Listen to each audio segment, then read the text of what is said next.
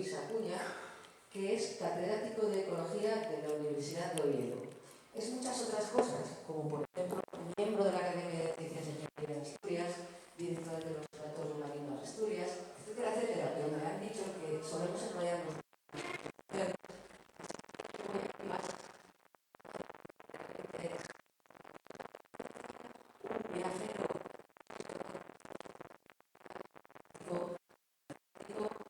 que fue una expedición Malaspina, que les sonará a todos ustedes en 2010, una vuelta alrededor del mundo, y que tiene unos intereses cuando poco curiosos. Le interesa el plancton gelatinoso,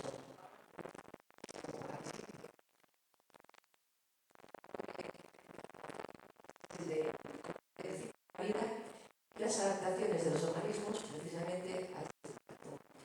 Ha publicado artículos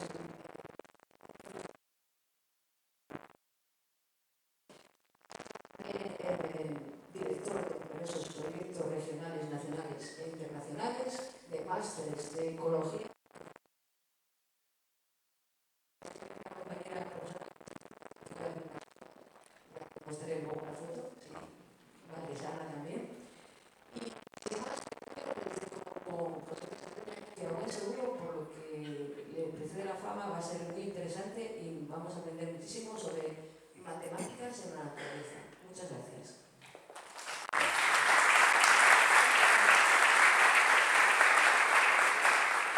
Bueno, no sé si se me oye. ¿Se oye? Sí.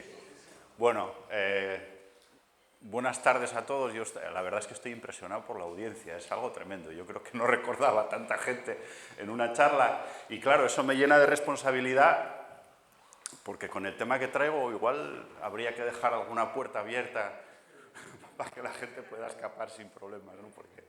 Porque va a ser densa. Pero bueno, voy a intentar por todos los medios que sea lo más asequible posible para todos. Hoy traigo una charla, tengo dadas muchas charlas sobre cambio climático, tengo como 45 minutos, ¿no? Sí. Sobre cambio climático, aprovecho para soltar aquí el mensaje que no me cansaré de soltar. Estamos en una situación gravísima y la situación de este verano, pues ya veis la que fue. O sea, está empezando a verse de verdad lo que significa el cambio climático. Estamos viendo especies que no se veían hace mucho tiempo, cambios en los ecosistemas tremendos y bueno, tiene todo muy mala pinta.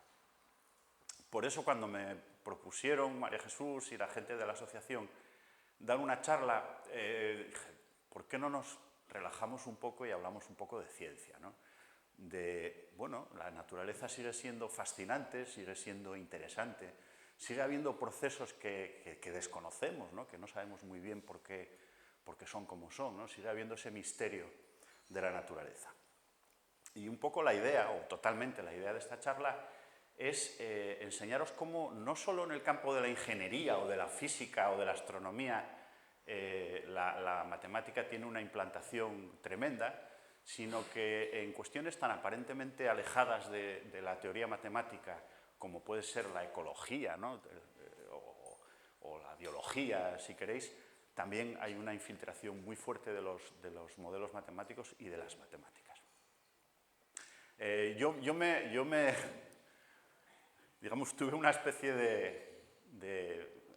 ¿cómo se diría?, de epifanía cuando era no crío, ya joven, estaba estudiando el bachillerato.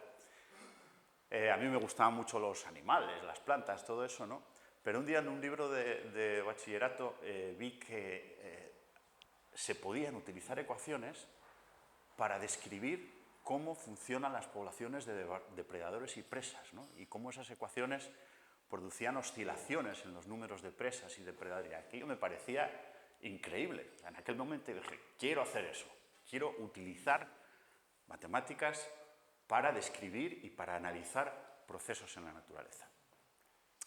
¿Y por qué se utilizan matemáticas para este tipo de cosas, ¿no? Y bueno, ya a eso me dediqué desde una humilde formación matemática, no tengo mucha formación matemática, por lo tanto... Es que estás teniendo algún problemilla con el cable. Sí. Tanto cable. Ya, la verdad es que... Espera, vamos a apretarlo bien aquí. Siga, habla un poquitín. De todos modos, yo estoy acostumbrado a hablar para audiencias grandes, pero a pelo. Están un poco mayores y necesitan... Mira, si no, mueves aquí, cuando Sí, ves que falla... vale. Sí, vale. Así, vale. Bueno, lo que decía, siempre apliqué matemáticas muy sencillas y yo espero que esa sencillez de las matemáticas que aplico se vea en esta presentación. ¿Para qué valen las matemáticas? Las matemáticas son la linterna que tiene la ciencia para entender la clave de algo. Solo en el momento en el que podemos aplicar una ecuación matemática para describir el comportamiento de un sistema, realmente podemos tener o entender ese sistema. Esa es un poco la idea de base de esto, ¿no? Y traigo dos ejemplos para que os deis un poco cuenta de qué es lo que estoy diciendo. Y el primero de ellos tiene que ver con las medusas. Las medusas todos sabéis lo que son. Una medusa, de hecho os puedo poner...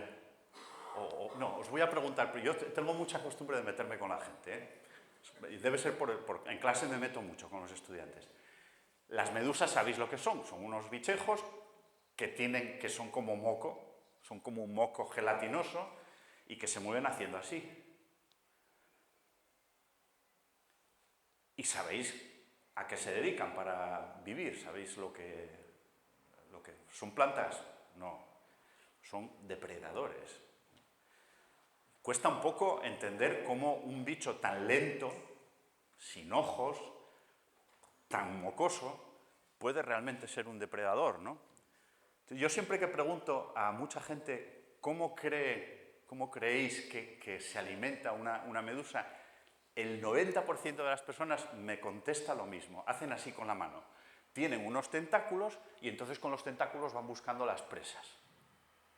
¿Vale? Yo no sé si tenéis esa idea más o menos, igual sí, ¿no? Bueno, no tiene nada que ver con eso. Vamos a ver lo primero, si entendéis cómo funciona una medusa. Y después hablamos de más cosas. Después hablamos de matemática. Voy a enseñaros un vídeo primero. ¡Epa!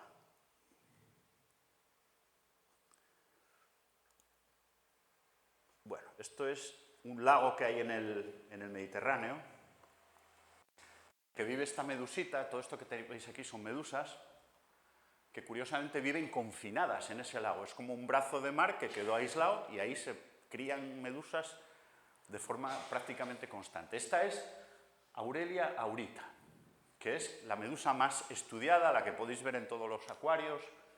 Y bueno, aquí básicamente lo que hacen es echar un pelín ¿cómo se dice?, de tinta, ¿no?, de fluoresceína en el agua, y eso permite ver cómo la medusa está generando corrientes alrededor de ella, ¿no?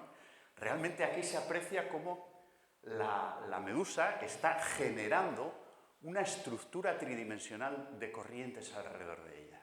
Y esa estructura tridimensional precisamente lo que pretende es capturar presas. Está organizada de forma que le permite capturar presas. Esto es un análisis velocimétrico. Básicamente, bueno, estos son unos colaboradores con los que trabajo que se dedican a hacer vídeos en los que filman a las medusas, pero cuando se las ilumina con un haz láser plano, de modo que cuando se iluminan de esa forma se pueden visualizar todas las particulitas que están flotando en el agua y se puede medir el recorrido de esas particulitas cuando las mueve la medusa. Y de ese modo se pueden trazar el movimiento del agua alrededor de la medusa y las velocidades y otros parámetros interesantes del movimiento.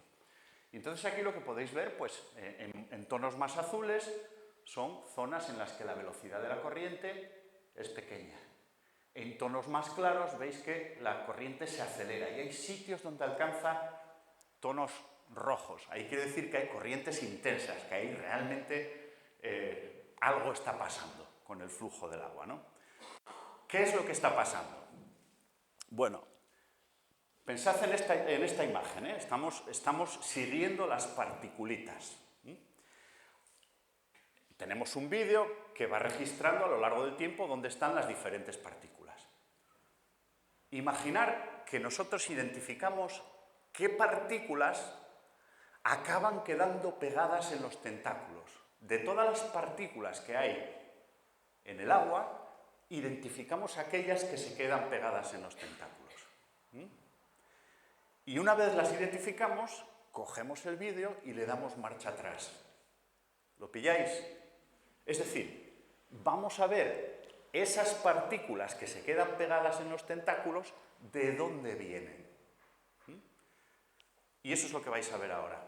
Lo que vais a ver ahora es una identificación de dónde salen las partículas y cómo llegan a los tentáculos de la medusa.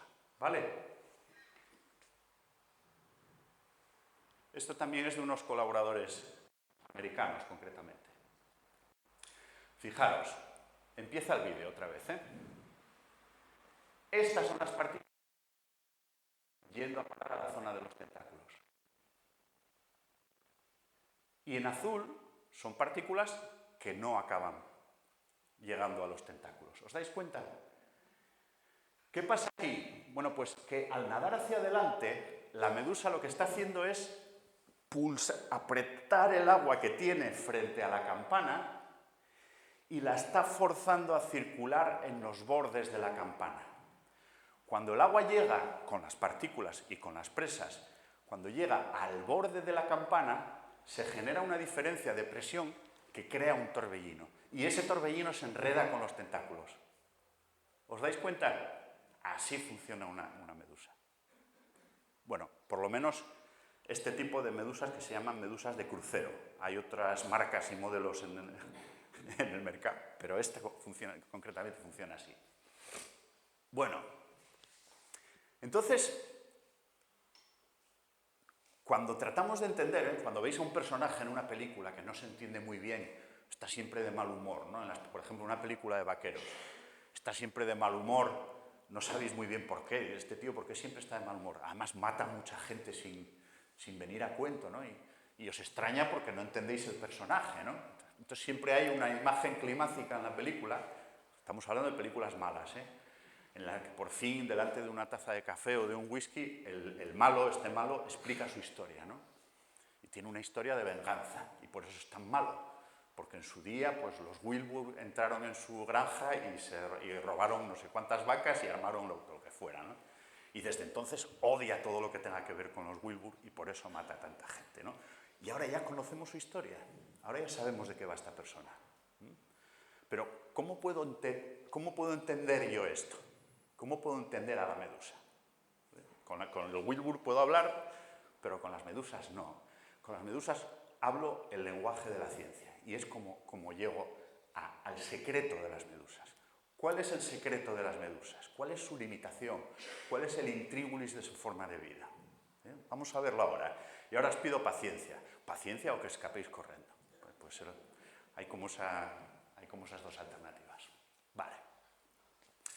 Realmente lo que está haciendo la medusa es esto. Está nadando y al nadar va, si queréis, escaneando, está forzando un volumen de agua a pasar alrededor de la campana y hacer esa especie de torbellinos de los que hablaba. ¿Vale? Entonces, bueno, imaginaros que va a una velocidad, que es esta, que hay por unidad de volumen, hay pues 2 bichejos con sus presas, que la superficie total pues es una unidad, tenemos una velocidad de 1, una superficie de 1, 2 presas es la energía que ganan por unidad de volumen. Entonces yo para calcular cuántas presas está capturando e ingiriendo la medusa, simplemente lo que hago es multiplicar la velocidad, esto de aquí, por la superficie, que es 1, por el número de presas por unidad de volumen, que es eso, y por unidad de tiempo, y eso me da 2 presas que capturan por unidad de tiempo cuando van a esa velocidad. ¿Vale? Esto es igual que en la zona de Gijón a estas redes que se llevan en las lanchas, que tienen como un mango, ¿sabéis a lo que me refiero? Que es redonda, que tiene los llamamos trueles. ¿Aquí se llama truel también? ¿Cómo? Esquileiro. Claro, aquí empezamos ya... Bueno, pues esto es como un esquileiro. Si lo muevo a una determinada velocidad, capturo pues X presas. Entonces aquí tenemos velocidad, en este caso 1, y aquí tenéis el número de presas que capturan. ¿De acuerdo? Claro, esto es genial, porque imaginar que la cantidad de descendencia que deja esta medusa, que al final es lo que importa aquí, si eso depende de la energía que toma la medusa, pues cuanto más coma, mejor, ¿no? Pues venga, vamos a correr más. Vamos a correr al doble de velocidad. Capturamos 4 presas. Vamos a correr al triple de velocidad. Capturamos 6 presas. Y así sucesivamente. ¿Os dais cuenta? Cuanto más corro, pues más presas capturo. Más energía gano. Es como si cojo el silgueiro. ¿Cómo era el silgueiro? Bueno, eso. Bueno, pues cuanto más rápido corro con eso, pues más cosas cojo. Oye, como dicen los ingleses, piece of cake. O sea, genial. Pues, ¿os rasca algo de esto que estoy diciendo? ¿Creéis que esto puede ser así? Ya estoy viendo gente decir que no. ¿Por qué? Bueno, esto ya sería más en clase. No, perdonad, no quiero ser agresivo. A ver, pues esto no va gratis. Esto no sale gratis. Mover lo que sea por el agua, pues oye, hay que darle. Y cuanto más rápido, pues más. Pero bueno, en principio, si compensa, pues ¿por qué no vas a poder ir más rápido, no? Vale, pues aquí es la historia, el secreto de la medusa. Aquí es cuando llega el quiz. ¿Por qué el forajido mata a tanta gente? ¿Cuál es su historia secreta?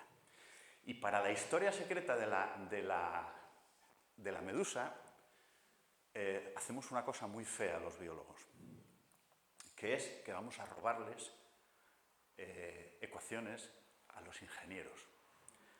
Los ingenieros llevan, bueno, puedo decir, siglos analizando el efecto que tienen los fluidos al pasar por sitios, ¿no? La fricción que producen, o cuánto cuesta mover un remo por el agua. Ese tipo de cosas se hacen en ingeniería. Para mover un barco, por ejemplo, hace falta una fuerza, ¿no? Porque el barco fricción, no sé cómo se llama exactamente, pero sí, no, se llama fricción. Cuesta mover el barco, ¿no? Y aquí viene lo interesante. En el caso de la adquisición de alimento en las medusas, cuanto más aumenta la velocidad, más aumenta el número de presas que capturan. Y esto es un proceso lineal. A medida que aumenta la velocidad, aumenta el número de presas capturadas de forma lineal. El problema es que la energía, el gasto, no aumenta de forma lineal. De hecho, los ingenieros a los que les robamos las ecuaciones saben que el gasto energético aumenta de forma cúbica, aumenta de forma no lineal. ¿Qué significa eso? Bueno, que al principio el gasto es muy... y llevo 2 presas a esta velocidad. Aumento la velocidad y me llevo 4 presas. Aumento la velocidad y, bueno, capturo 1, 2, 3, 4, 5, 6 presas, pero 2 me las gasto en moverme por el agua. Si aumento todavía más la velocidad, gano 1 presa, pero fijaros, todo esto se gasta en mover la medusa por el agua. Y ya si voy más rápido de este límite que veis aquí, eso ya es el desastre. Ahí lo que hago es perder energía, directamente. Estoy gastando más en nadar que en capturar presas. ¿Lo pilláis? Perdonad por esto, pido disculpas. Sé que para algunos puede ser una chapa, pero yo creo que merece la pena, ¿no? Porque este es el secreto de la medusa. El secreto es que si nada demasiado rápido, hay un límite. No puede pasar de ese límite. Porque si va más rápido que eso, va a empezar a perder energía.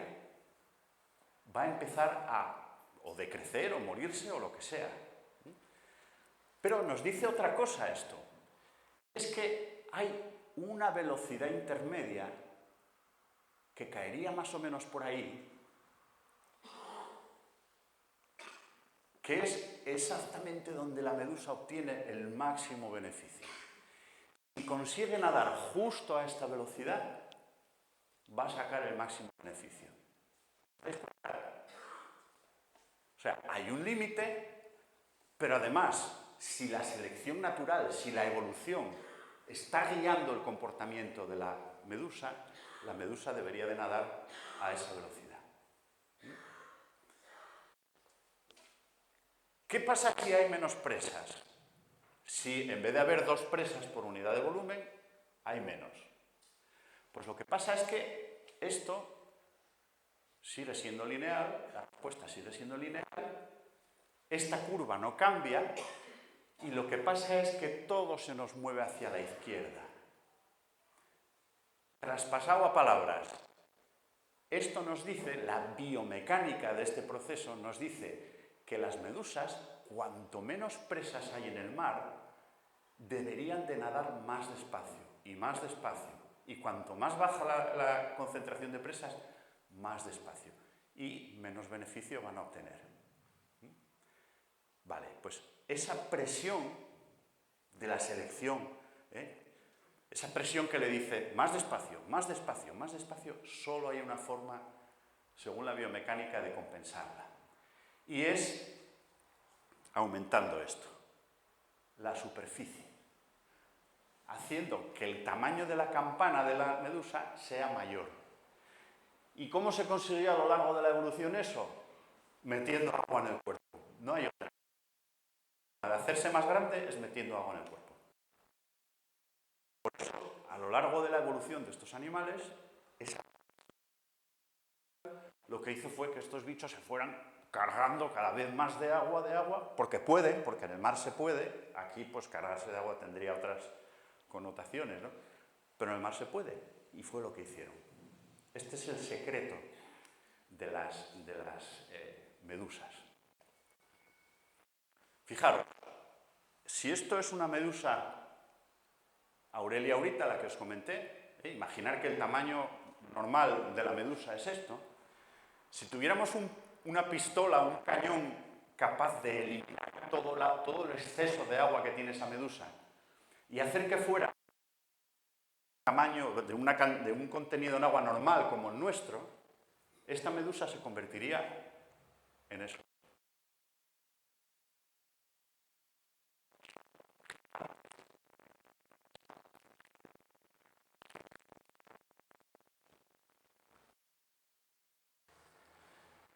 La estrategia. Lo curioso del tema es que hay muchos otros organismos geláticos. Una estrategia similar, porque tienen condicionantes, tienen limitaciones similares. Esto que veis aquí es una salpa. No es un depredador, sino que es un filtrador. Se parece más al lo que sea, que nunca me acuerdo del nombre. Hace exactamente lo que hace el silgueiro, o como se llame. Filtrar del agua cosas. Esto es el silgueiro de la salpa. Todo esto es un cuerpo totalmente gelatinoso como moco, pero la idea es exactamente lo mismo. Con estos músculos súper alargados consiguen que el agua entre dentro de la red y queden retenidas las partículas, el fitoplancton, los vegetales marinos, el agua sale por ahí filtrada y ellos se quedan con todo eso y se lo comen. La idea es la misma. Tenemos una superficie total de la red, tenemos una velocidad de entrada y por la superficie, si queremos tener... Y el trabajo que hace falta para filtrar por ese aparato, en este caso aumenta como el cuadrado, no como el cubo de la velocidad. ¿De acuerdo? Pero la idea es la misma. Hay una limitación. Hay otros animales que sin llegar a ser gelatinosos también han inventado una solución para esto. Y la solución es parecida a los de los barcos de la pareja o los parejeros, los de cerco, ¿no? Pues lo que hacen es desplegar redes enormes en el mar. Ellos siguen siendo de un contenido en agua normal, pero lo que hacen es desplegar unas estructuras de recolección gigantescas. Y os traigo un ejemplo de un bicho que seguramente, bueno, no sé si alguno, sí, igual los conocéis. ¿Visteis alguna vez esto? Bueno, esto es una apendicularia. Realmente la apendicularia es esto que veis aquí, es esta cabecita que tiene una cola que mueve de forma sinusoidal. Pero si os fijáis, tiene como esta especie de estructura que veis aquí, que realmente es una estructura de moco, de mucopolisacáridos, que la apendicularia segrega, tiene unas células epiteliales especiales que producen ese moco, y realmente el moco no es informe, realmente es un sistema de galerías, de agujeritos y de redes que hay quien dice que es la estructura, la secreción extracelular más compleja que existe en la naturaleza. Básicamente lo que hacen es, estos orificios bombean el agua que entra, circula por esta especie de filtros que no son normales, son filtros, se llaman membranas de filtración tangencial. Aquí es donde los ingenieros copian de la naturaleza. Los ingenieros copian estos sistemas porque no están, todavía no los han inventado, ¿no?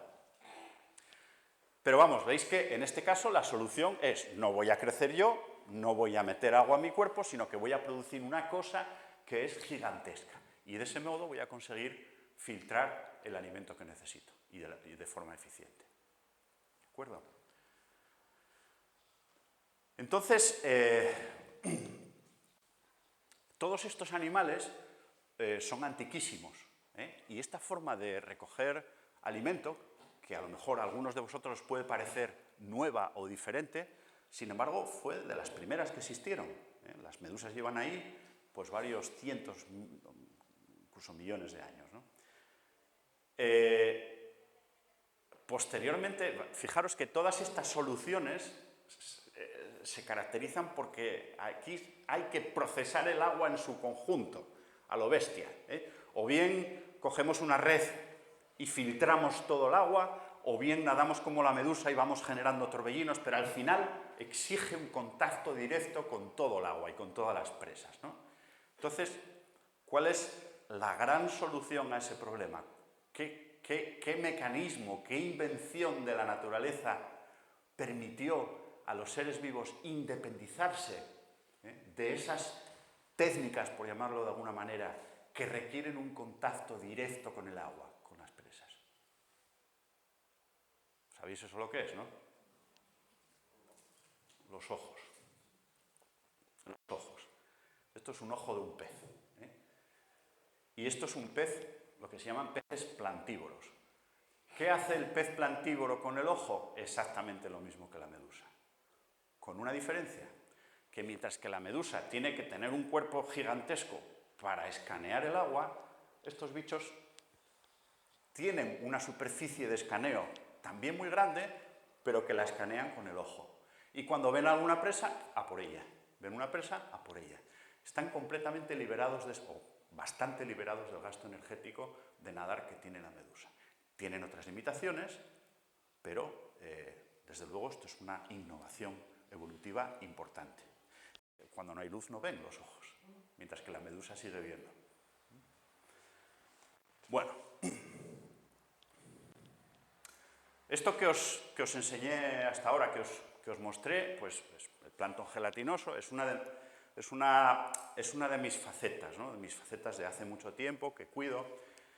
Pero desde hace unos años pues me surgió la posibilidad y me interesó la posibilidad de utilizar modelos matemáticos también muy simples, pero ya no para procesos naturales en abstracto, sino para temas que pudieran en un momento dado ser útiles, bueno, para la sociedad en general y en particular, en este caso, para el sector pesquero. Entonces, si tengo tiempo, voy a contaros otro ejemplo también de estos modelos matemáticos y del uso de esos modelos, pero esta vez aplicado a un caso digamos, con interés social y económico. Y tiene que ver con Luarca, porque tiene que ver con la pesca de pulpo. A lo mejor, quizás algunos de vosotros no lo sabéis, pero en 2016 una serie de cofradías del occidente de Asturias, concretamente Figueras, Villavélez, Ortiguera, Luarca y Puerto Vega y Oviñana, se organizaron, porque bueno, un sector muy en declive, con una tasa de envejecimiento muy grande, muchos problemas, entonces estaban buscando fórmulas que consiguieran dinamizar el sector, hacerlo más atractivo, obtener más de beneficio de la pesca, ¿no? Dignificar un poco el trabajo. Entonces, lo que hicieron fue solicitar que les concedieran un sello, una certificación de pesca sostenible, de pesca bien hecha y con vistas a que no se agoten los caladeros, ¿no? Y esa certificación se llama el Marine Stewardship Council. Es el sello de ecocertificación pesquera más importante del mundo.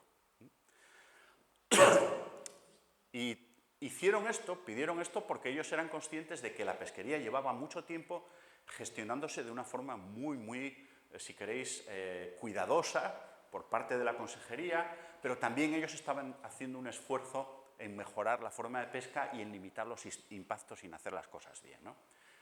Inesperadamente, el sello MSC se lo concedieron, fue un relativo bombazo, porque yo creo que en Asturias nadie se dio cuenta, pero esto, desde luego, recorrió todo el mundo, ¿no? El sector de la pesca en todo el mundo, de la ciencia, de la conservación, pues fue una auténtica noticia, y además fue la primera pesquería de cefalópodos que se certificó con el MSC. El MSC, cuando lo conceden a una pesquería, no es como cuando te ponen una medalla o te dan un premio, ¿no? Toma, gástalo en lo que quieras y adiós. No, el MSC realmente es un sistema de evaluación continua. Ellos están continuamente pidiendo cosas. Mira, estás usando esta carnada y deberías de usar esta que es sintética. O resulta que estáis pescando, de pesca accesoria, estáis cogiendo esta caracola que entra en las nasas, pero realmente no deberíais de estar cogiéndola, entonces tenéis que cambiar la forma de pescar, yo qué sé. Muchas recomendaciones a todos los niveles, no solo a la hora de pescar, también a la hora de gestionar y también a la hora de la investigación científica asociada a la pesquería. Y un problema que detectaba el MSC desde el principio es que no sabemos cuántos pulpos hay en el mar. No hay una evaluación del número de pulpos que hay en el mar.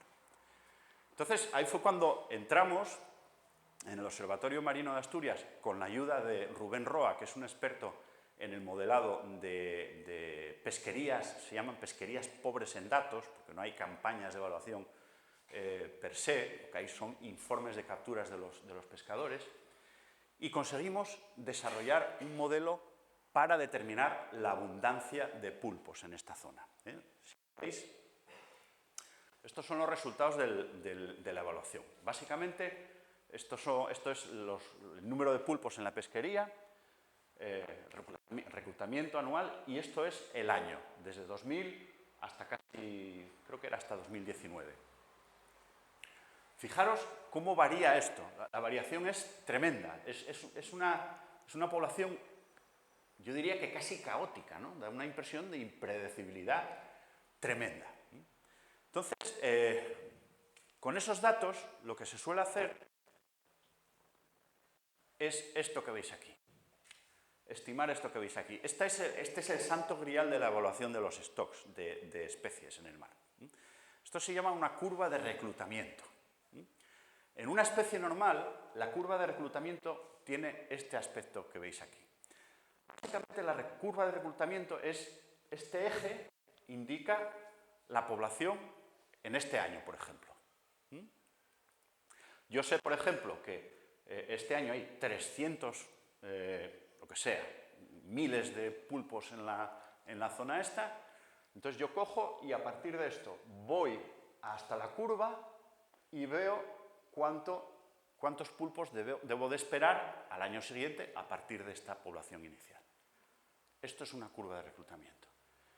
Lógicamente es el santo grial. ¿Por qué? Porque si yo conozco la población este año y esta curva de reclutamiento, yo podré decir lo que va a pasar en el futuro. Te voy a decir, el año que viene va a haber tantos pulpos y podéis pescar tantos.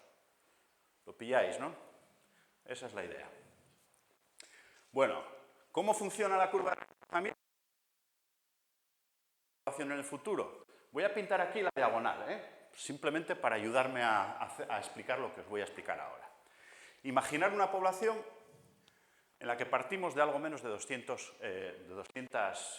toneladas o individuos o lo que sea, ¿no? ¿Cuántos individuos va a haber el año que viene, de acuerdo con la curva de reclutamiento? Pues vamos a la curva y a continuación buscamos en el otro eje qué número, perdón. O sea, vamos a la curva y nos está diciendo que el año que viene son 250, ¿no? Vale. ¿Cuántos va a haber al año siguiente? Bueno, pues tenemos que pasar esos 250 a este eje, ¿no? Vamos a hacerlo. Buscamos la diagonal.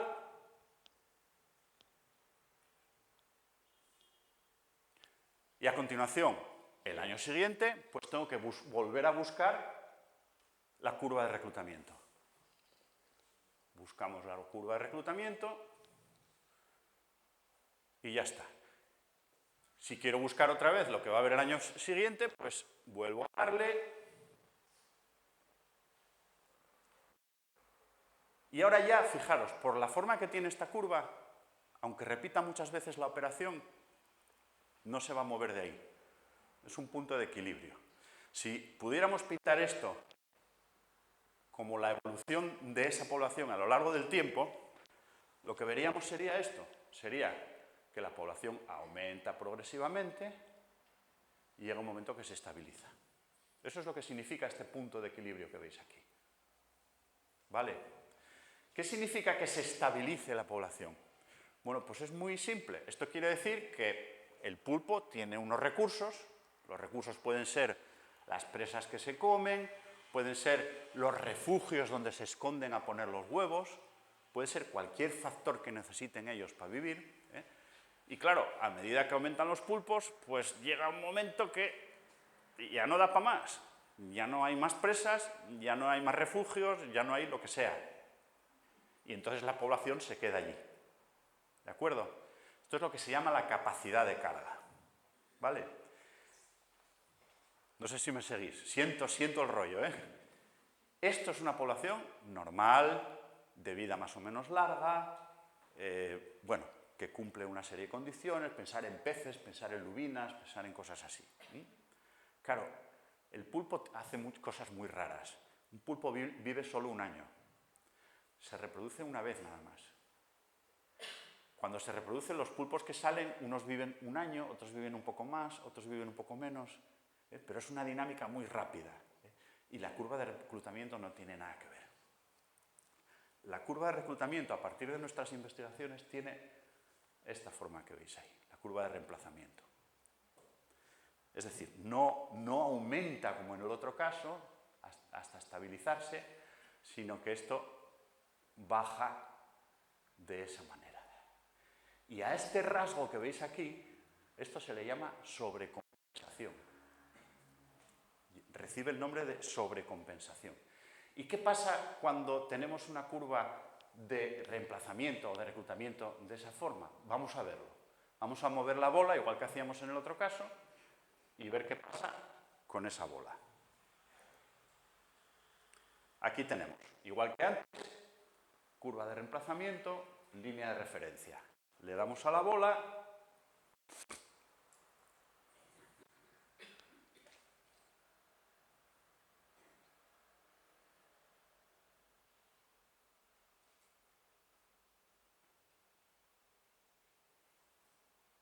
y la bola no para. No para, no hay un punto de equilibrio, esto empieza a oscilar. Y unas veces la oscilación es más grande, otras es más pequeña. Esto hace lo que le da la gana. ¿Os dais cuenta? Si nosotros reflejamos la evolución de la población a lo largo del tiempo, ¿qué vemos?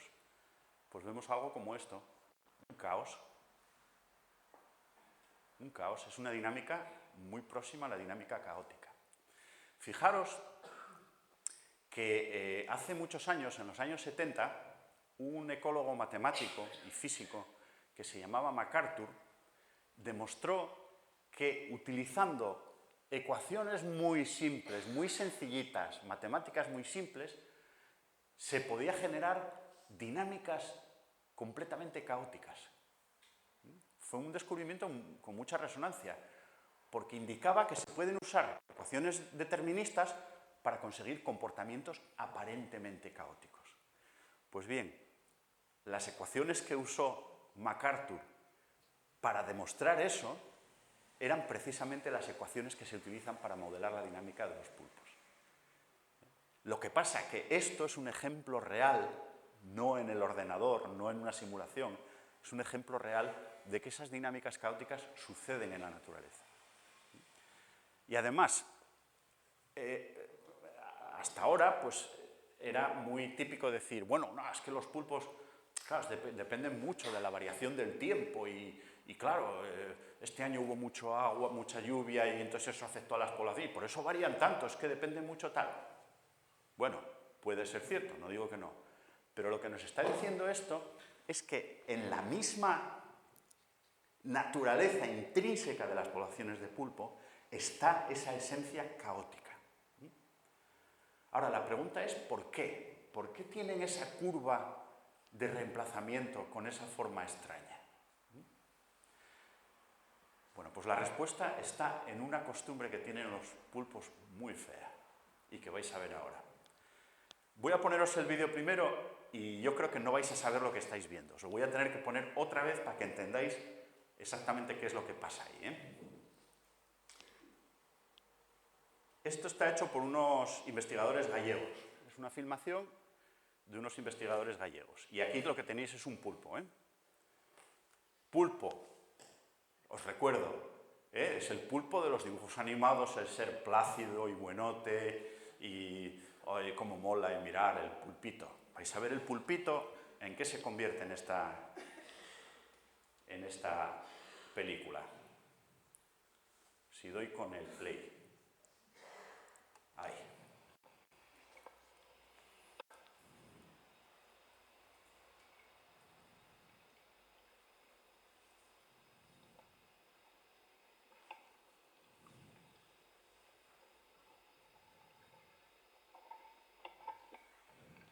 ¿Veis lo que acaba de hacer?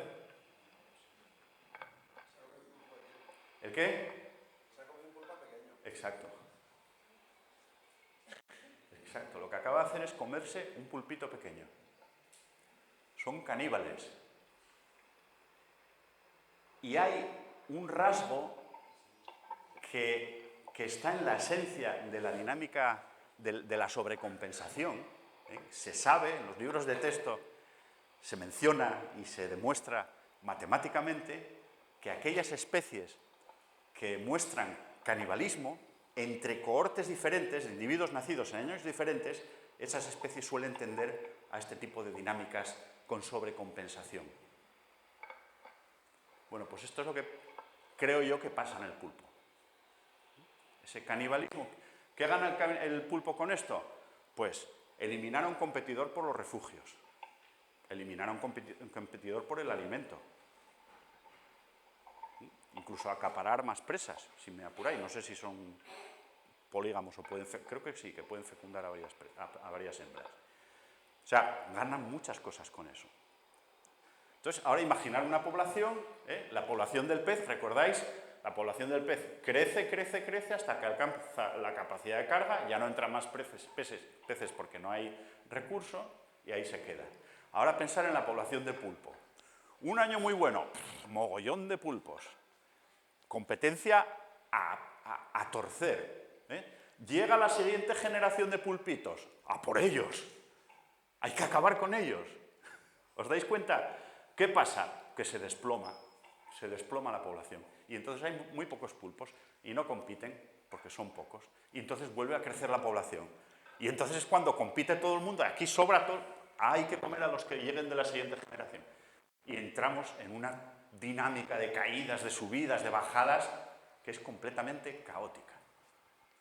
De hecho, hay una cosa que se llaman los coeficientes de Lyapunov, que se utilizan precisamente para detectar este tipo de dinámicas caóticas, y cuando se aplica a este caso, están diciendo que eso tiene una dinámica muy próxima al caos. Bueno, llevo más de 3/4 de hora, paro, sigo un poquitín, si queréis, si no pasamos a... Bueno,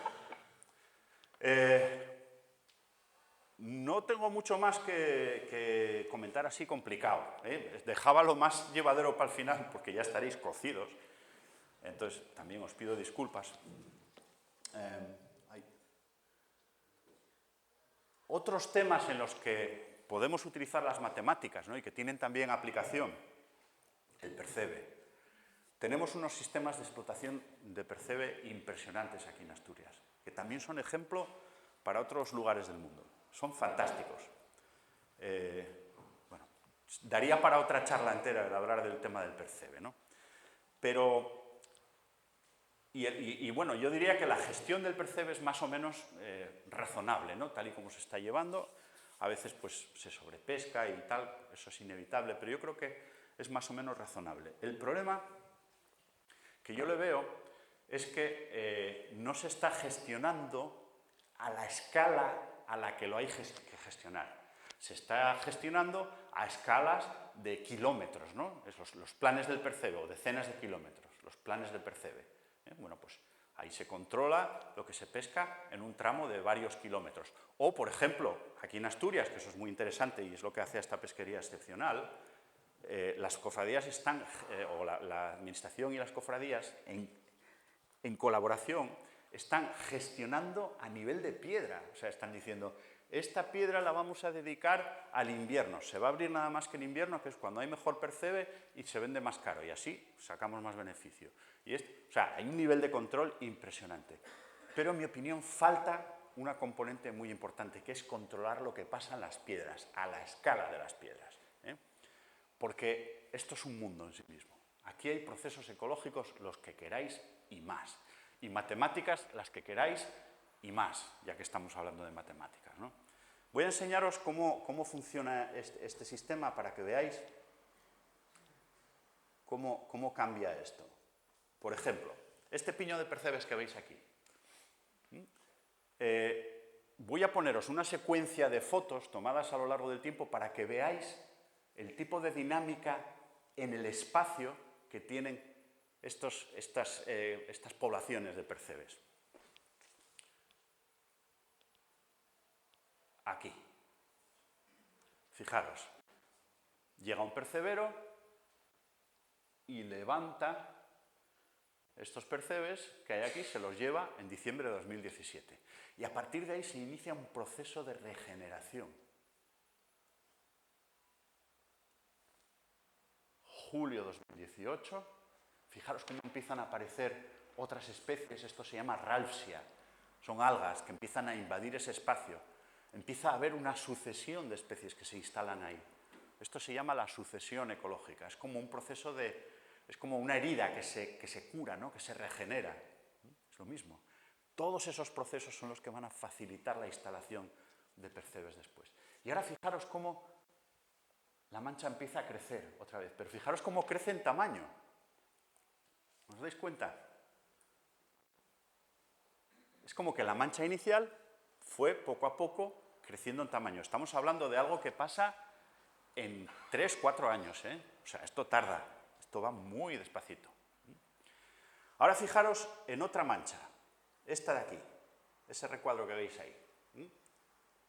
Ahí pasa lo mismo, solo que el percebero levanta toda la mancha. No es como en la anterior que dejaba un poquitín, 3 o 4 percebes, aquí no. Aquí el percebero llega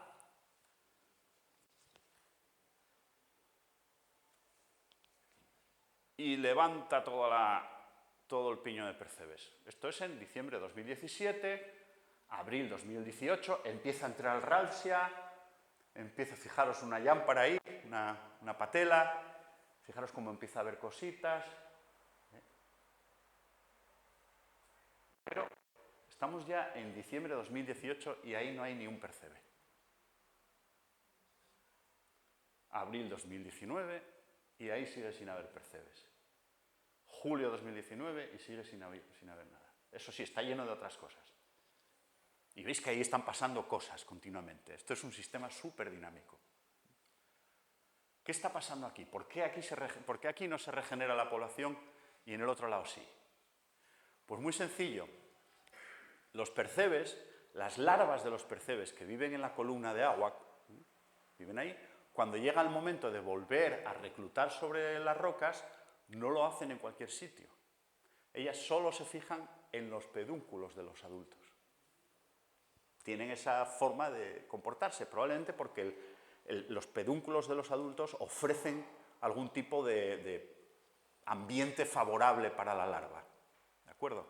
Entonces, claro, si eliminas todos los adultos, ahí no se fija ninguna larva y no hay regeneración. Entonces, ya solo esa tontería. Si los perceberos siempre, como norma general, dejaran adultos en cada mancha, la regeneración iría mucho más rápido. Y además, estos procesos se pueden modelar. Hay modelos de dinámica espacial de las poblaciones que se pueden aplicar aquí, y es lo que estamos intentando hacer nosotros. Y no nos estamos inventando la teoría. Esta teoría lleva mucho tiempo desarrollada. Lo que pasa es que se desarrolló en otros sistemas, por ejemplo, en selvas tropicales. En las selvas tropicales se desarrolló toda una teoría que se llama dinámica de parches o dinámica de manchas, la que básicamente consiste en que en el dosel vegetal de la selva se generan claros, esos claros pues, se tumban los árboles por tormentas, por lo que sea, y ahí se inicia un proceso de regeneración del claro. Y eso pasa aquí, pasa en otro sitio, en unos sitios el proceso de regeneración está más avanzado, en otros menos, y así es como se genera una diversidad de paisajes diferentes. Y eso se puede modelar mediante modelos matemáticos. Bueno, estos ejemplos, y ya para acabar, espero que entendáis que las matemáticas precisamente te permiten entender, ¿no? Permiten entender la esencia de los procesos. La esencia de los procesos, en este caso, ecológicos.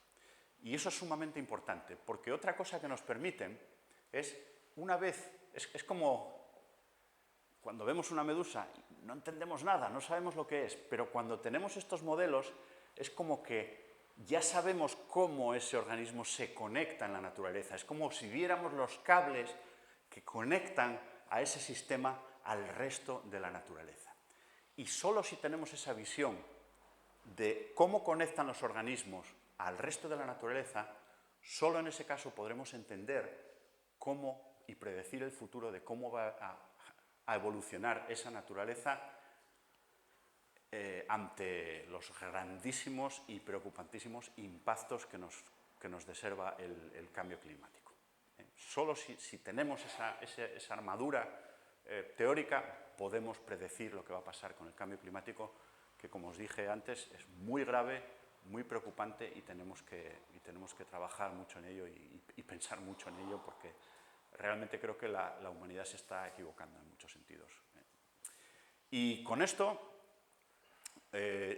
ya doy por acabada la charla. Yo, madre mía, no sé si lo que hice fue destruir aquí más que construir, pero había quedado con Jaime en que, por favor, Jaime, si puedes apagar un momentín la grabación. La chapa que os acabo de dar, yo encantado de ayudaros. Creo que estoy más o menos dentro del tiempo, ¿no, María Jesús? No, si me hacéis alguna señal, os puedo acercar el micrófono. Yo quería saber qué pasa con estas especies invasoras que tenemos, que se ven en el puerto como una especie de conchas que además se reproducen muchísimo. Eso... Bueno, a ver, el tema de las invasoras es que, a ver, hay varios factores aquí. Tú puedes tener un sitio en el que tienes un ambiente que es similar al que tienes en otro sitio de Japón. Y en Japón viven una serie de especies que no viven aquí. Entonces, mientras esos dos sitios estén aislados, pues no pasa nada. El problema es cuando tienes navegación, grandes barcos que transportan en el agua de lastre, por ejemplo, o adheridas al casco, pues esas especies japonesas, de donde sean, y lo traen aquí. Entonces, claro, esas especies encuentran un hábitat muy parecido al de ellas en su sitio de origen, pero además con un conjunto de especies que hay ahí que no tienen nada que ver con el que ellas tienen en su sitio de origen. Y con mucha frecuencia eso les da una ventaja.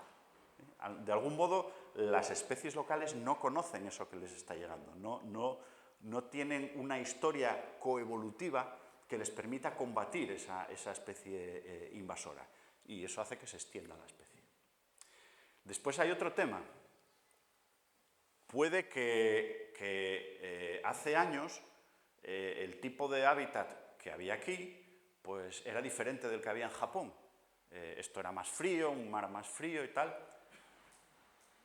Y esas especies que había ahí no podían invadir aquí. Pero es que el cambio climático está haciendo que muchas especies que antes se limitaban a climas más cálidos, ahora están empezando a entrar. Y de eso estamos viendo muchísimos. Se están viendo peces, se están viendo moluscos, a todos los niveles. O sea, pero eso ya es una consecuencia no solo de la llegada, o sea, es una consecuencia de la expansión de especies que son de afinidad más tropical, ¿no? Y están empezando a entrar ahora aquí. Y después hay cosas curiosísimas. Igual os acordáis de un alga que se llama Sargassum nuticum. Os acordaréis que en los 80, además, ese alga llegó de Japón en semillas de ostras, que se sembraron en Luanco, en la playa de Antromero. En Luanco. De ahí se extendieron a todo el Cantábrico a toda velocidad. Igual que pasó en muchos sitios, en Bretaña, en otros sitios, se extendió a toda velocidad. De repente, las playas los pedreros eran Sargassum. Los charcos, que antes eran sitios donde veías mucha diversidad, de repente era todo se enredaban en las hélices de los barcos, o sea, era un auténtico problema. Lo curioso del tema es que Sargassum nuticum es una especie de aguas templado-frías. Y entonces, desde los 80, desde esa invasión inicial masiva hasta ahora, la población fue disminuyendo. ¿Por qué? Pues porque el agua está más caliente. Y ahora tenemos Sargassum, pero está como naturalizada, está integrada en la flora local, no hay muchas, y yo creo que tiene que ver una regresión debido al cambio climático. Hay historia para estar hablando 4 charlas más. ¿Se sabe algo de la repercusión del Prestige? ¿En qué magnitud ha influido en el Cantábrico, en todo lo que es la fauna y la... A ver, yo fui un poco crítico en su día con el tema del Prestige. Fui crítico con la forma en la que se gestionó el vertido, pero después fui crítico con la idea de que esto había sido una catástrofe ecológica en todo el Cantábrico, porque el Cantábrico se ensució, eso está clarísimo, ¿no? Pero es que hablaban de periodos de regeneración de 10 años, ¿no? Y no, de hecho yo trabajé en cuadrillas de limpieza y me daba cuenta de que aquello pues, estaba sucio, pero eso no iba a durar. Eso iba... Tienes que tener en cuenta que de forma natural, en la naturaleza se producen, ¿cómo se dice? Pérdidas de petróleo, ¿no? Y que la naturaleza tiene una cierta capacidad de procesar esas manchas de petróleo, ¿no? Entonces, viendo lo poco que había en los pedreros y esa capacidad, pues yo decía, pues no es tanto el impacto. Quizás en Galicia es más, por ahí fue algo mucho más masivo que aquí, ¿no? Llegó al extremo, ¿visteis ese alga ralpsia que os acabo de enseñar? Que es negra y que invade rápidamente. Bueno, pues había cuadrillas de traxa por todos los pedreros con compresores limpiando la ralpsia, pensando que era chapapote, que era galipote.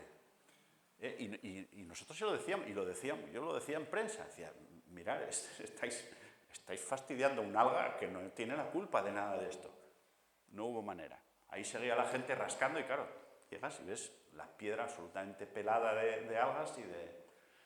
Entonces, bueno, ahí hay mucho que discutir, pero básicamente yo creo que está recuperada la costa. En el fondo, un episodio de estos pues es episódico. A mí me preocupa más el cambio climático. O sea, los cambios que se están dando con el cambio climático y sobre todo a nivel de los pedreros es impresionante. O sea, la desaparición de bosques de laminarias, de sacorriza, que sigue habiéndolas, y de hecho este año me dijeron que, bueno, que se veían algunas por ahí, pero vamos, eso fue fulminante. También otras algas menos conocidas en las rocas es que tú ibas aquí a Portizuelo, que nosotros hacíamos muchas prácticas de la universidad aquí en Portizuelo, y claro, tú ibas al pedrero y era una masa de algas pardas, de fucus, que costaba caminar. Ahora vas ahí, eso está pelado. O sea, es que no tiene nada que ver la situación que hay ahora con lo que había antes. Y esto lo que se ve, que no se ve, inimaginable. El problema es ese, que el cambio está yendo más rápido que la capacidad que tenemos nosotros para investigar eso. Claro, los negacionistas dicen, pues no tenéis ni idea.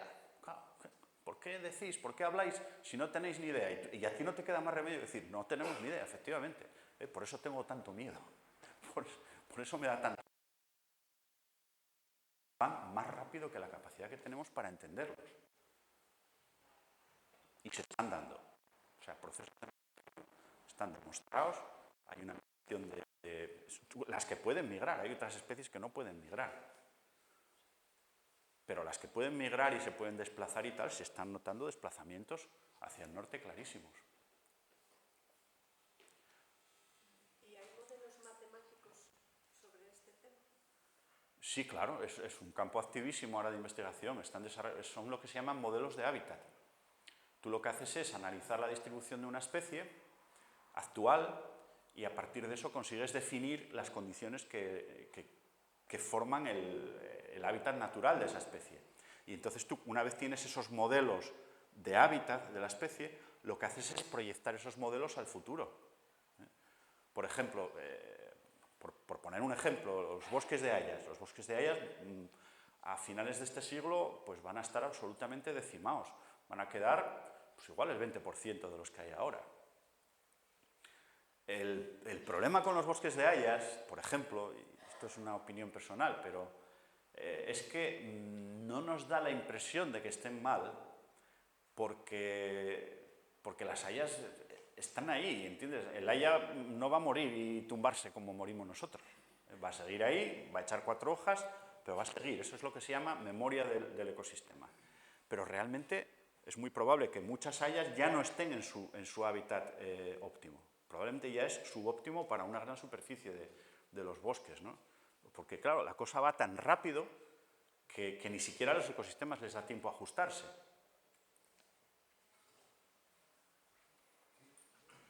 Sí. Quique, hola, aquí mira. Oye, el pulpo, que por cierto a mí me gusta muchísimo y espero que no se extinga nunca, ¿no? Bueno, A los cefalópodos en general les va bastante bien con el cambio climático. bien, pues lo que quiero preguntarte es que me cuesta mucho trabajo entender cómo sabéis vosotros el número de elementos que existe en un momento determinado de pulpos. Imagínate con esa gráfica que pusiste, no sé, 250 millones de pulpos, ¿no? Y luego, en función de la evolución, llega la curva de reemplazamiento y vuelve otra vez y luego aparece un movimiento caótico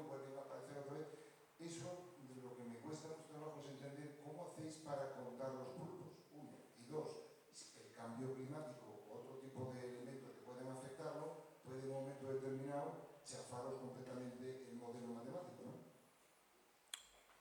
Sí. A ver, por partes. ¿Cómo lo sabemos? Lo ideal para saber cuántos individuos tiene una población es ir allí y observar los individuos. Eso es lo mejor. Eso se hace con especies muy importantes que generan una economía muy grande y que esa economía justifica el hacer campañas oceanográficas a bordo de barcos súper carísimos, con un montón de personal, después equipos súper potentes de modeladores, etc. Entonces, ¿qué pasa? Que para muchas especies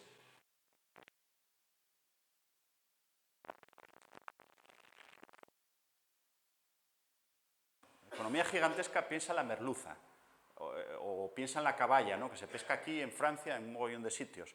O sea, esos son especies grandes a las que se dedican recursos pesados, científicos, de evaluación del stock. Pero claro, el pulpo o otras especies más costeras, con menos importancia económica, ahí lo único que tenemos es datos de capturas. Entonces, tampoco abundan los buenos datos de capturas. ¿Qué pasa? Que en el plan del pulpo, una de las condiciones del plan es que los pescadores informan detalladamente de lo que pescan, de lo que capturan. Y eso es una fuente de datos muy importante. No es tan buena como observar los bichos, pero sí que te permite saber algo. Y básicamente lo que utilizamos cuando tenemos datos de capturas es una cosa que se llaman los modelos generalizados de deplección, o de agotamiento sería más bien la palabra. Que la idea es la siguiente: tú imagínate que tienes una caja, y esa caja está llena con agua, y hay como... Y tú no ves lo que hay dentro, ¿no? Tú sabes que hay unas bolas dentro, que son los peces en este caso, los pulpos, y están mezclados en el agua. Entonces tú metes la mano y en 10 minutos sacas 10 bolas. Vuelves al día siguiente y en 10 minutos sacas 8. Vuelves al día siguiente y en 10 minutos sacas 6. Es decir, ese esfuerzo que haces cada vez rinde menos, porque estás agotando la población, estás extrayendo individuos de la población. Bueno, pues ese ritmo de decrecimiento en la tasa de extracción es lo que tú puedes utilizar para retrocalcular el tamaño de la población real al principio. No sé si contesta la... Y por supuesto que el cambio climático afecta, ¿no? Y eso es un área muy activa de investigación. O sea, lo que tenemos son procesos poblacionales, como lo que os acabo de comentar del pulpo, y superpuesto a esto tienes toda la envuelta ambiental, todos los componentes ambientales de temperatura, de precipitaciones, de esto, del otro, de depredadores, porque también estos bichos están metidos en un ecosistema, ¿no? Entonces, todo eso está superpuesto a los procesos que son intrínsecos de la población.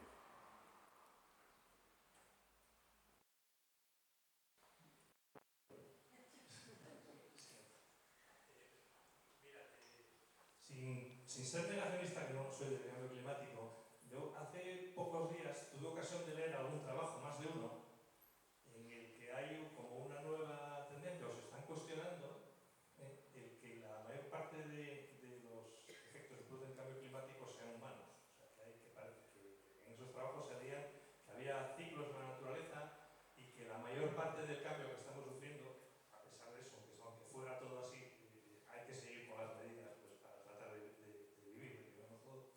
Y entonces quisiera saber tu opinión acerca de qué parte es humana, qué parte no. Gracias. Mira, voy a empezar diciendo una cosa que siempre digo en estos, cuando me sale esta pregunta. Vamos, pongo una vela, no sé qué iglesia, cómo se llama la iglesia aquí, voy a la iglesia ahora mismo y pongo una vela porque sea verdad eso. Ojalá tengan razón. Ojalá que lo que estamos viendo sean cosas naturales del sol, ojalá. Pero desgraciadamente a mí todo me indica que somos nosotros. Yo no soy un especialista en esto, pero hay gente que está dedicando su vida a desarrollar modelos. Esto es como la cuenta de la vieja.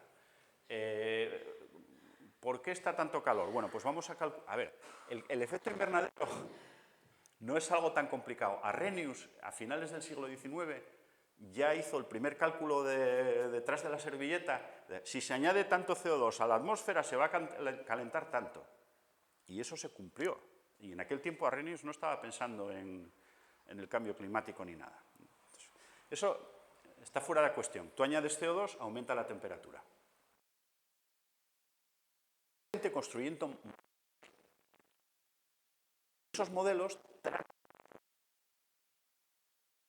todos los factores que te puedas imaginar, son modelos complejísimos, en supercomputadores tremendos, incluyen todas las variables que te puedas imaginar, pero si tú de esas simulaciones sacas,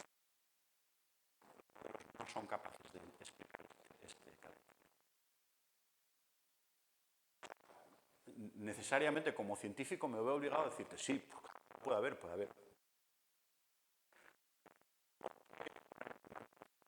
Yo la pongo porque toda esa gente que trabaja con una seriedad absoluta en el tema llegan a la misma conclusión a partir de simulaciones. Después, otra cosa que te comento en porque lo oyes mucho, ¿no? Es que fulanito tiene una teoría alternativa del cambio climático que no requiere de la acción humana tal, y no se la publican, y no les dejan publicar tal. Vale. Nuevamente, si tenemos que proceder de forma científica, vamos a admitir de mano todas las hipótesis. Una es que efectivamente hay una confabulación contra los negacionistas, contra esta gente que publica cosas diferentes. Esa puede ser una hipótesis. Pero no nos olvidemos de que hay otra hipótesis posible, y es que la ciencia que hacen sea mala. Sea mala. No cumpla los estándares de un mínimo de calidad científica que hacen falta para aparecer en... Es que no estamos hablando de dos aquí y dos allá, es que estamos hablando de una masa de artículos. Yo cuando me hablan de consenso, ¿no?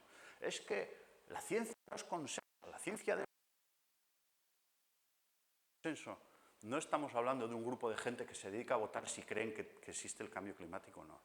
Se trata de una acumulación tan grande de evidencia científica que apunta en ese sentido que prácticamente es incontestable. A eso se le llama consenso, no es... Repito lo mismo, yo iría a rezar a la Virgen si supiera que puede arreglar todo esto y que es verdad que todo esto se debe a unos ciclos de Milankovic, que supongo que será a los que te refieres, que en el plazo de 11 años va a desaparecer. Yo, genial, de verdad. No me refiero a nada, soy totalmente lejos. Que hace poco lo leí y es preocupante que circulen esas noticias porque evidentemente, no siendo científico y del ramo, o sea, no puedes darle crédito, no puedes examinar Claro. las cosas que tienes, pero unas cosas como, por ejemplo, que había 1000 científicos, entre los cuales había premios Nobel, que no les dejaron publicar un artículo determinado, o sea, cosas así, o sea, y por eso te estoy preguntando. Hay que luchar contra el cambio climático. Eso es impepinable. No sé si podemos hacerlo o no, pero hay que hacerlo. Sí. Yo no soy negacionista, en absoluto. No, ni yo estaba sugiriendo, no, pero quiero explicarte un poco el punto de vista. Es que después pasa una cosa, un artículo del periódico tiene más resonancia que un artículo en Nature, y es así. Eso me lo decía un amigo el otro día. Tú publicas un artículo en Nature y te lo van a leer, ¿cuánto? En el mejor de los casos, 2000 personas, que son los que lo entienden. Tú publicas una novela rosa o cualquier, y lo leen hondonadas de gentes. Entonces, es muy peligrosa, que es el sesgo confirmatorio. Tú tienes una idea preconcebida de lo que pasa de lo que está pasando, y entonces, pues, páginas web. Uy, esta dice la que yo quiero. Y te vas para allá. Y eso sucede. Y yo tengo oído a gente decir, mira lo que dice fulanito. Bueno, es que fulanito, pues no lo conoce nadie. Ya, pero es que, ¿por qué no voy a creer yo lo que dice fulanito? Y eso está sucediendo. Y eso es un gran problema, ¿eh? El problema de la desinformación. O sea, yo en clase peleo con los alumnos todos los días porque sepan separar lo que es bueno de lo que no es bueno.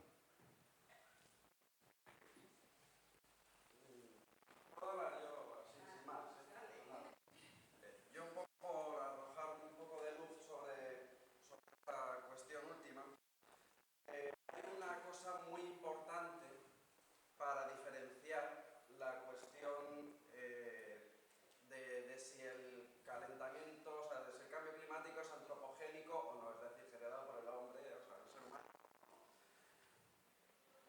es la velocidad de los Eso. cambios que se están dando. Eso es definitivo. Los registros que se tienen del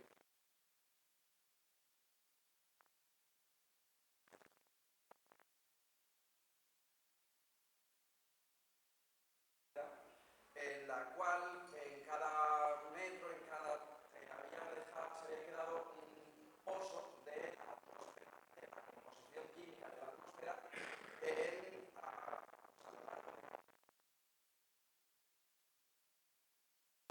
y se te quedaba atrapada y así sucesivamente. Entonces hicieron ese estudio para saber cuál era la composición química de la atmósfera a lo largo de decenas de miles de años. No sé, por lo menos decenas de miles de años, si no más. El caso es que sí, efectivamente, hay fluctuaciones normales a lo largo de la historia de la Tierra. La diferencia es que esos cambios, que han podido ser muy grandes, se han dado a lo largo de decenas de milenios. Sí, es que... Los cambios los estamos viendo en una generación. Es que esa es la cuestión, es que en muchas ocasiones dicen, no, si cambios como estos ya los subo. Claro, coño. No, coño, claro que los subo. Perdón, Pero no los subo en el plazo de una generación, que es lo que estamos viendo ahora. Exacto. Ese- Quería apuntar dos cosas.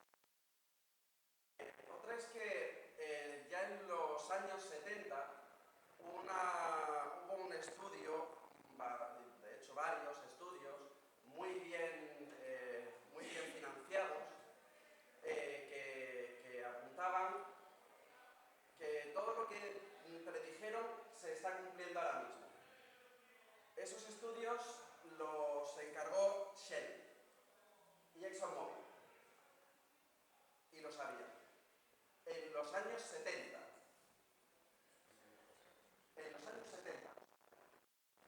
Entonces, y no dijeron nada. Lo dejaron y estaban muy bien financiados. Quiero decir, estamos hablando de petroleras, estamos hablando de mucho dinero.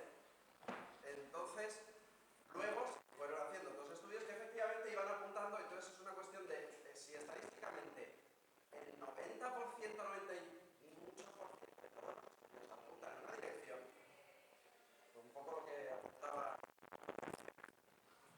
Y luego, por otro lado, está que precisamente pues, estas mismas empresas, como esto afecta a su modelo de negocio, invierten unas cantidades enormes de dinero en financiar la duda y en sembrar la duda razonable, precisamente porque la ciencia hay que cuestionarlo todo, efectivamente sí.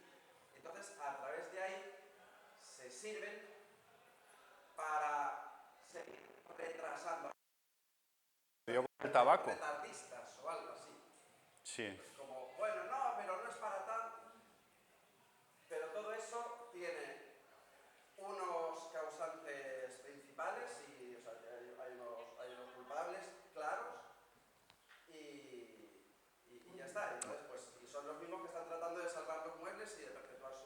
Entonces, Bueno, yo en eso, yo tiendo a meterme entre los culpables también, ¿eh? O sea, yo asumo...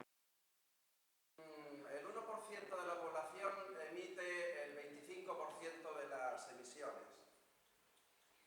Entonces, sí, todo el mundo tenemos nuestra responsabilidad, pero hay unas personas más responsables que otras.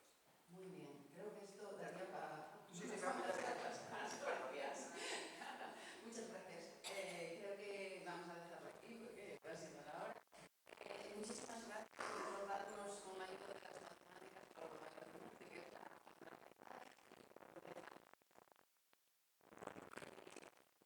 antes de marchar, simplemente recordar que